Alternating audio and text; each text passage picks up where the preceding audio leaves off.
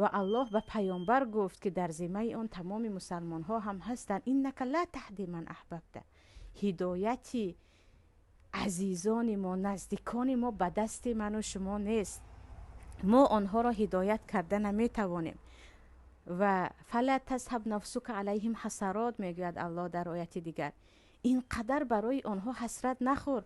آنهایی که الله هدایت نکرد، الله میداند که را هدایت کند. در اینجا باید تسلیم شد. یعنی وقتی ما تسلیم شدیم که گفتیم کردیم نشد، دیگر اینگونه این آفریده شده است، یا گفتیم نصیبش همین بوده است، هدایت در نصیب این نبوده است، میبینید که چقدر آرام میشوید. اصلا به خاطر اخلاق بد و حتی به خاطر شرک با خویش و تبار قهر شدن ممکن نیست. با خویش و تبار آره از شرک او بیزاری میجویی، از گناه او، از تمام گناه او بیزاری میجویی، اما قهر شدن ممکن نیست.